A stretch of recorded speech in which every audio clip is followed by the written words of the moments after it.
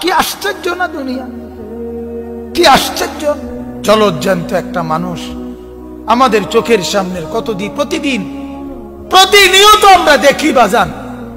চোখের সামনের একটা জলজ্জান্ত মানুষ হাত নাড়াইতো, পাও নাড়াইতো, চোখ খুলতো, কথা বলতো, হাঁটতো, চলতো, ফিরতো, এরকম একটা জলজ্জান্ত মানুষ আর হাতও নড়ে না, পাও নড়ে না, এভাবে লাশ হয়ে যায়, এভাবে কবরে চলে যায়।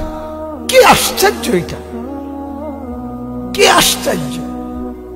কাফা বিল মাউতে ওয়াইজান, আল্লাহর নবী এজন্য বলছে আমার উম্মত আর কিছু লাগবে না, মাঝে মাঝে মৃত্যুর কথা মনে কইরো, মাঝে মাঝে লাশ মনে কইরো, মাঝে মাঝে কবরস্থানের দিকে তাকাইয়া কবরের উপরের সৌন্দর্য, কবরের উপরে লাইট, কবরের উপরে বাতি, কবরের উপরের মধ্যে টাইলস, কবরের উপরে মার্বেল পাথর, আমার উম্মত এটা তাকাইও না।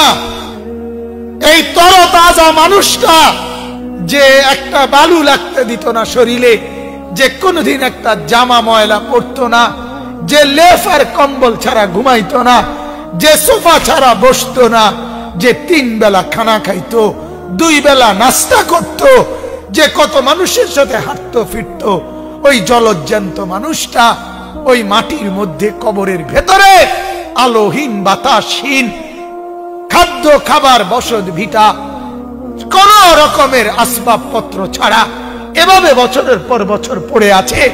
কি আশ্চর্য, কি আশ্চর্য। আল্লাহর নবী বলেন যদি শুধু এটা একবার ভাবো, মনোযোগ দিয়া, মন দিয়া কেউ যদি ভাবো দোস্ত, আল্লাহর নবী বলছে নসিহতের জন্য, ওয়াজের জন্য এটাই যথেষ্ট। আমাদের হাটহাজারী মাদ্রাসার একজন বড় বুজুর্গ আছেন, এখন একদম অসুস্থ হয়ে গেছেন, হযরত মাওলানা মুমতাজুল করিম বাবা হুজুর বলতো উনাকে, অনেক বড় আল্লাহওয়ালা বুজুর্গ আলেম।